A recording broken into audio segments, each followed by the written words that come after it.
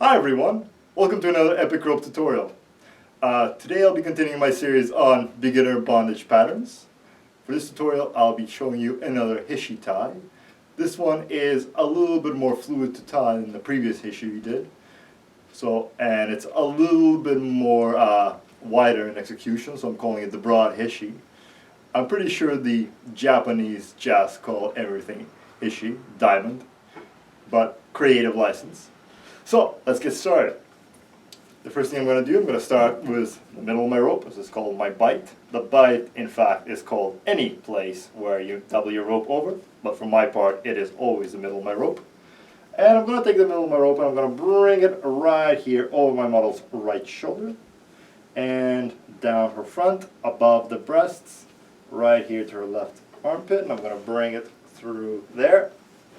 And now to the back, and here in the back, right between the scapula, I'm going to tie a knot between my bite end and my running end. I'm going to do a simple square knot by crossing my running end with my bite end once and under, and then repeat.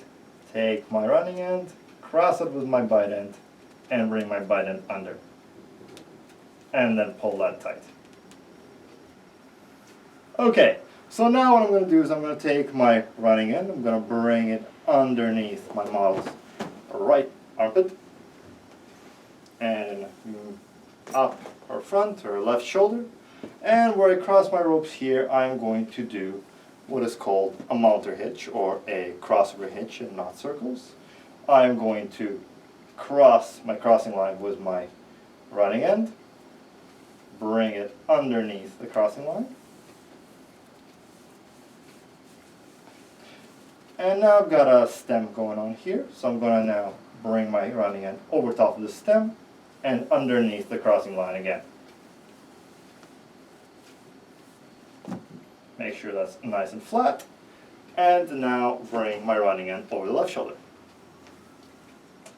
Okay, so now I have this nice little loop here, artificially created with my knot, and I'm just going to bring my running end through the loop.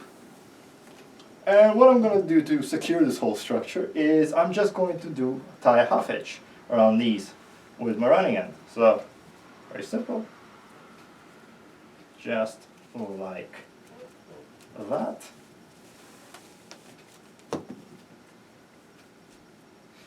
Okay, so now I'm going to take my running end and I'm going to bring it parallel to this line here going under the right armpit. And I'm going to bring it right up until it is roughly parallel with the nipple.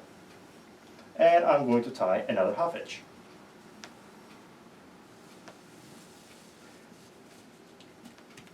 So now I'm going to change the direction of my rope. I'm going to bring it down between the breasts and now around the body. And now up between the breasts. And here where my ropes cross, I am going to tie another mounter or crossover hitch. So once again, I'm going to cross my crossing line with my running end. I'm going to bring it down under. And now I have my nice little stem here, so I'm going to cross the stem with my running end and bring it back under. Now I'm going to come here, again, roughly in line with the nipple. I'm going to do a reverse half hitch, and I'm going to do that by bringing my running end underneath my crossing line here, and then doubling back and bringing it underneath the stem, just like that. And now I'm going to take my rope and I'm going to bring it to the back, and here you see I've got 2 wraps on one side, 2 wraps on the other, and this isn't quite a stem, but I'm going to treat it like one.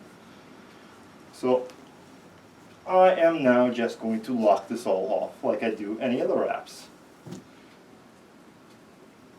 I am going to bring my rope over top of the wraps on the opposite side of the stem and under. And now I'm going to cross my running end to the other side of the stem and under here. And And that locks these wraps together quite nicely. So now I'm going to bring my rope here to this wrap around the body, and I'm just going to hook it to this wrap.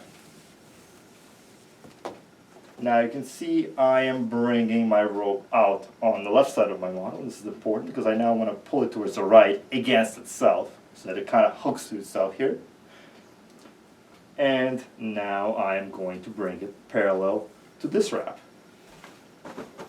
One more time around the body. And here, once again, I'm going to try to come approximately parallel to the nipple, wherever it is, the mysterious magic nipple. And I am going to tie another half hitch.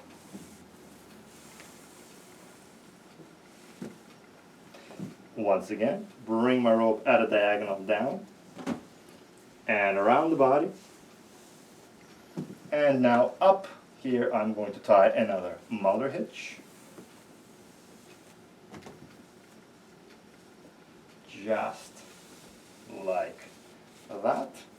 And I am going to here tie an inverted half hitch by bringing my rope underneath the crossing line, doubling back and bringing it underneath itself here.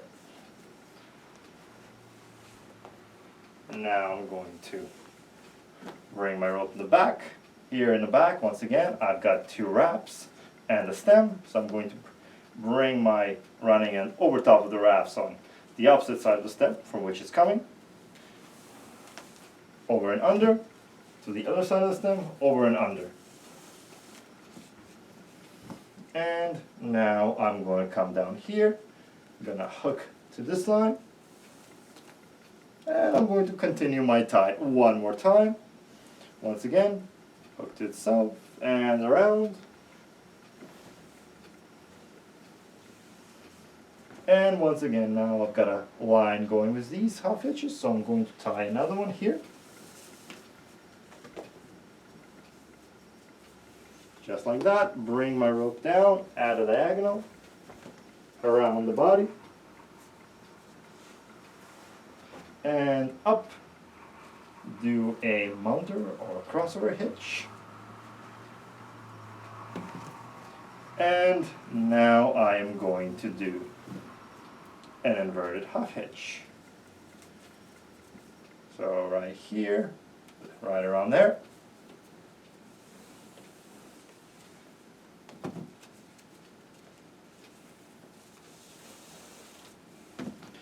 And now I'm going to bring that to the back.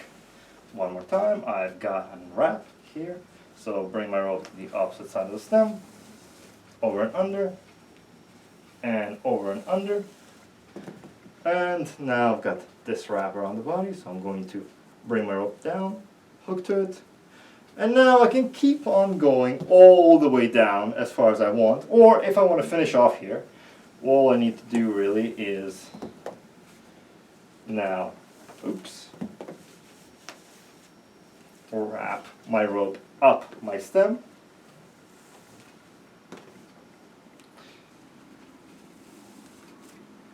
and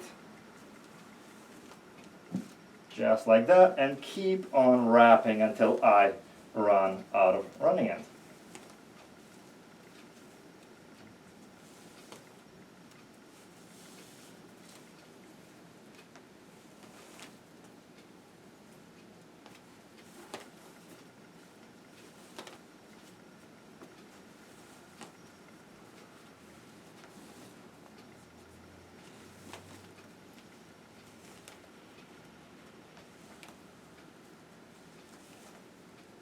And when I'm close to running out of my running end, I'm going to pull out my last wrap. I'm going to tuck my ends through there and then hide them underneath something or other. Let's pull this down a little bit so it's a little bit more solid right here. And so now we have this very nice looking broad Hishi tie.